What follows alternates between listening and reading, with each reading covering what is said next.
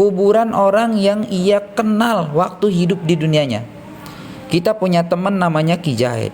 Suatu hari kita lewat di kuburannya Ki Jahid. Waktu kita di dunia kita kenal nih sama si Jahid nih. Udah gitu kita lewat kuburannya, kita bilang fayusallimu alaihi, kita bilang assalamualaikum ya ahlal kubur. Assalamualaikum ya Jahid, misalkan di kuburannya si Jahid tuh. Jangan dianggap si Jahid yang sudah mati tadi tidak tahu.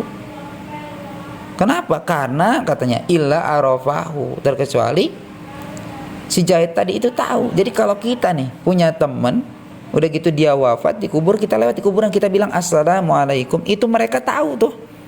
Kita ngucapin salam itu mereka tahu. Wa radda alaihi salam, alaihi salam. Dan katanya mereka menjawab salam itu. Jadi kita lewat di kuburan nih, kuburan orang-orang yang kita kenal selama hidup di dunia, kita bilang assalamualaikum, itu mereka menjawab. Kok saya nggak ngedenger mereka jawab salamnya? Ya itu sifatnya gaib, itu sifatnya gaib. Kalau kedengaran yang ada antum kabur ya kan, makanya nggak kelihatan gitu. Meskipun si Jahid sudah mati, ya ketika kita ucapin salam di atas kuburnya ya mereka mendengar gitu. Mereka juga menjawab. Kok kita nggak ngedengar ya? Sekarang sifatnya gaib. Karena sifatnya gaib. Kalau kita ngedengar yang ada kitanya kabur.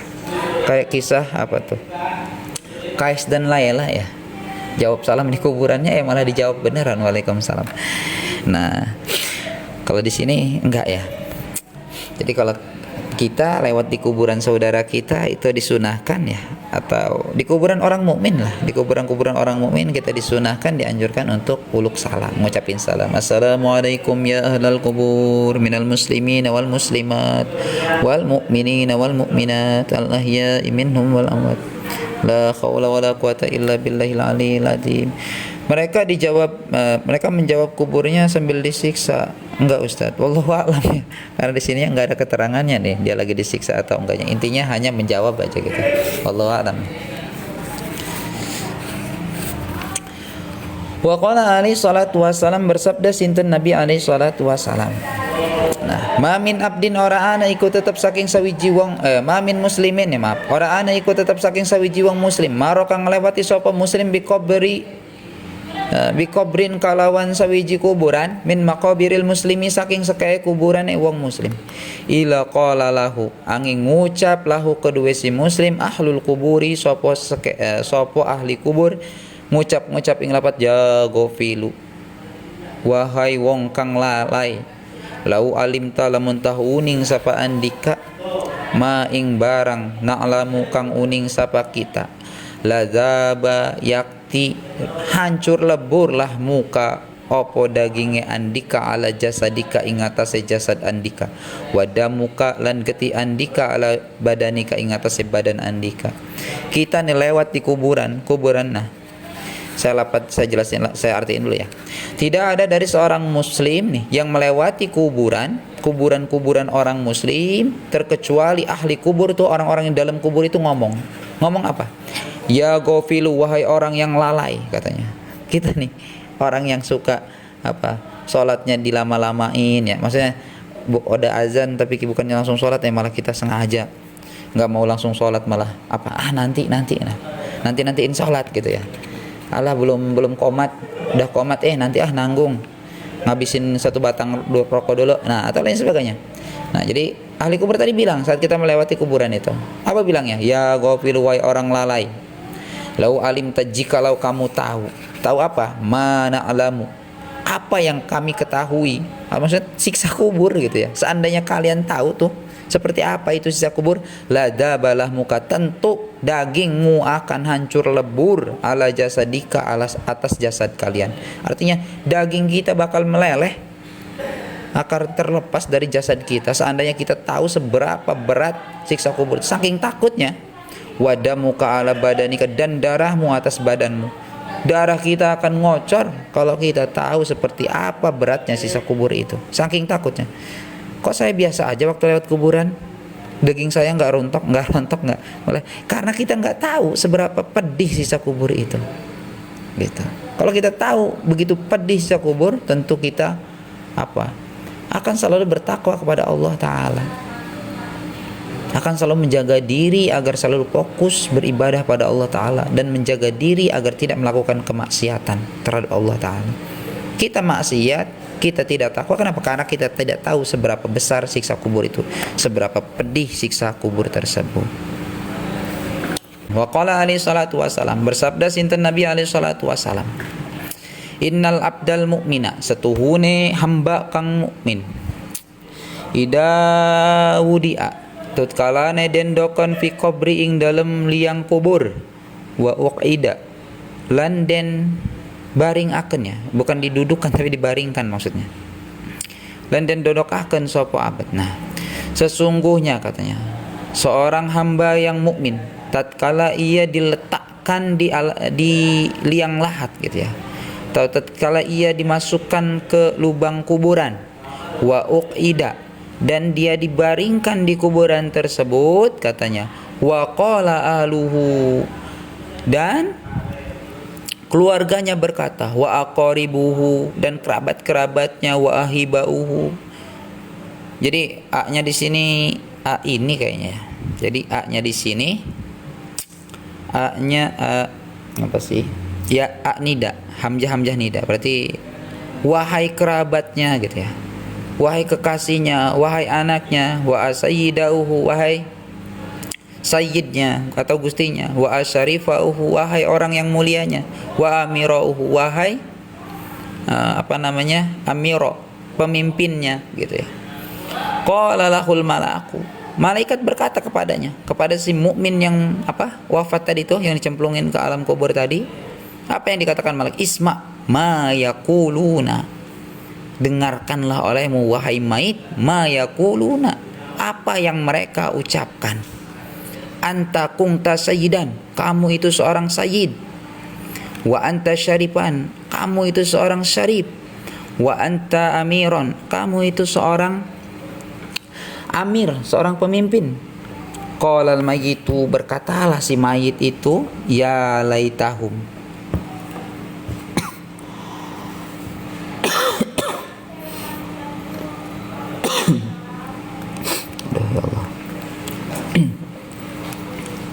ya laitahum,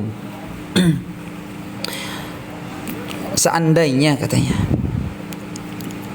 ya laitahum lam yakunu, seandainya mereka itu tidak ada, seandainya mereka itu tidak ada.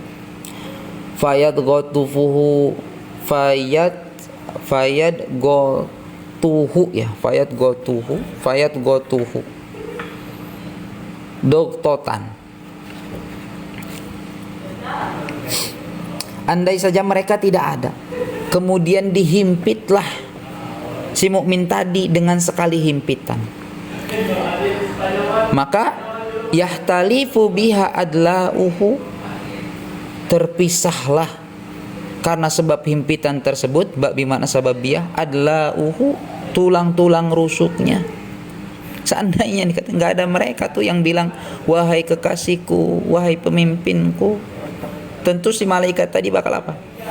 Bakal ngehimpit itu mayit dengan satu kali himpitan sehingga tulang-tulang rusuknya hancur lebur.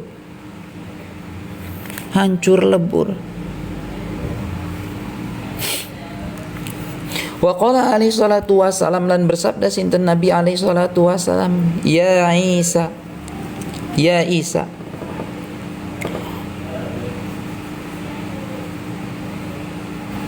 wahai Isa, kam min wajhin, mana sih?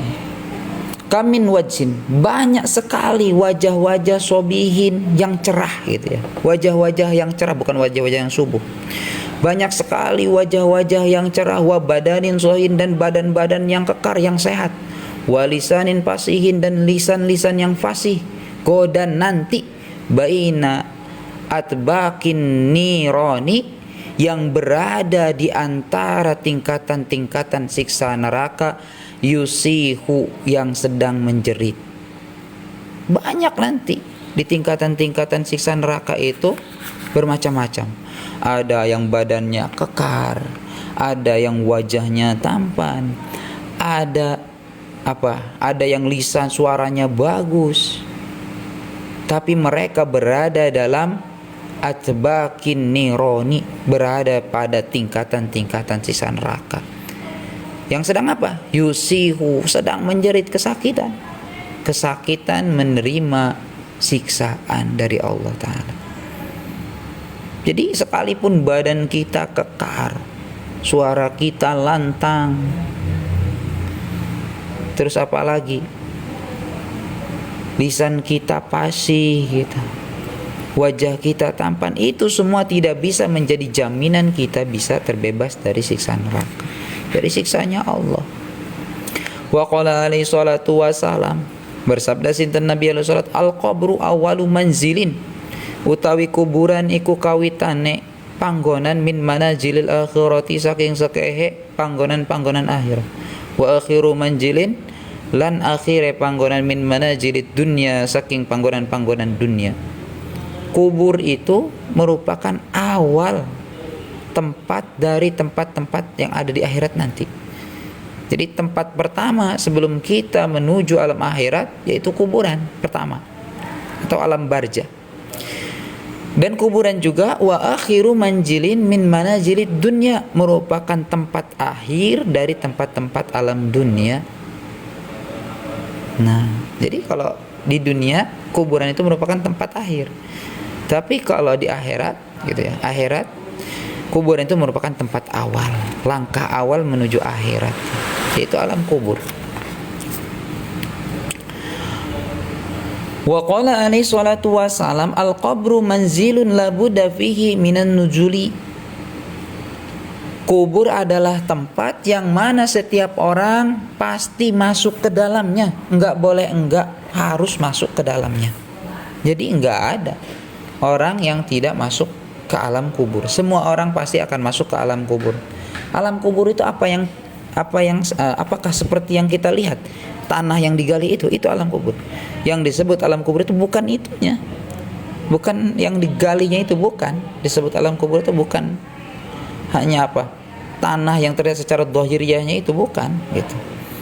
Tapi secara ma'aninya, sekalipun dia matinya dimakan macan, matinya diterkam oleh buaya, tidak dikubur, ya tetap aja dia masuk ke alam kubur gitu.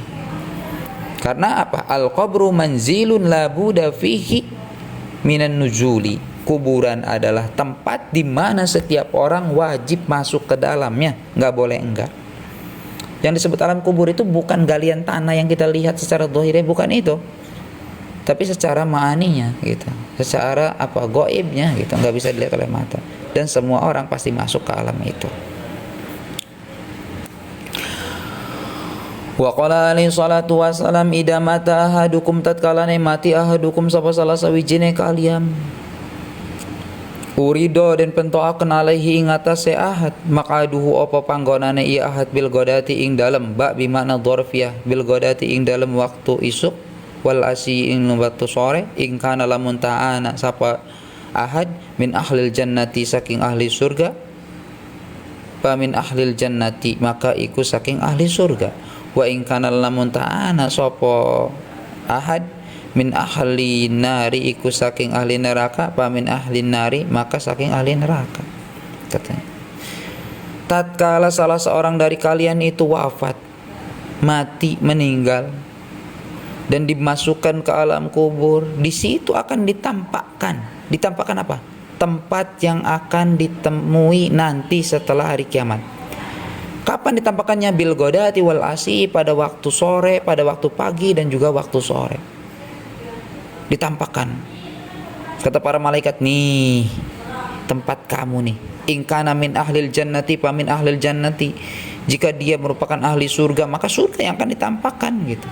Nih kamu nanti besok hari kiamat kamu bakal cemplungin ke sini nih, ke surga. Nah, waktu kita di alam kubur tuh, wa in kana min ahlin nari fa min ahli nari, maka tatkala katanya jikalau ia merupakan ahli neraka, penduduk neraka, maka yang ditampakkannya neraka. Kata malaikat, nih tempat kamu nih, api yang bergejolak-gejolak, nih tempat kamu nanti setelah kiamat, kamu cemplungin ke neraka. Sekarang udah disiksa, nanti setelah kiamat ditambah lagi siksa, cemplungin ke neraka. Nah, makanya mereka kalau misalkan yang ditampakkan tadi surga, ya selalu tersenyum, selalu bahagia dalam kuburnya. Kalau dia merupakan ahli neraka, ya selalu menangis, selalu sedih tiap harinya. Kenapa? Karena yang ditampakkan tiap pagi dan sore adalah neraka. Siksa yang begitu perih, siksa yang begitu menyakitkan. Nah, mudah-mudahan kita semua dijadikan apa? Min ahlil jannati, dijadikan ahli-ahli surga. Masya Allah ya. Masuk surga itu mudah. Cukup ada iman dalam hati kita, maka pasti masuk ke dalam surga. Yang susah itu terbebas dari sisa neraka. Tidak semua orang yang beriman bisa bebas dari sisa neraka. Tapi setiap orang yang beriman pasti masuk surga gitu. Kiai sekalipun, ustaz sekalipun belum bisa menjamin kalau dia pasti pasti terbebas dari sisa neraka.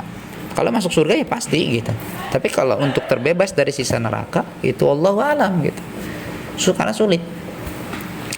Makanya kita sering-sering berdoa, Allahumma azirni minan nar, Allahumma azirni minan. Ya Allah, jagalah aku dari sisa neraka. Ya Allah, bebaskan aku dari siksa neraka. Kalau kita Allahumma inni as'alukal jannah, minta surga aja ya udah pasti. Selama kita orang mukmin, orang yang beriman, maka pasti masuk surga. Tapi untuk tidak mendapatkan siksa neraka itu begitu sulit, maka sering-sering berdoa, Allahumma azirni minan nar. Ya Allah, bebaskan kami dari siksa neraka. Ya Allah, bebaskan aku dari siksa neraka.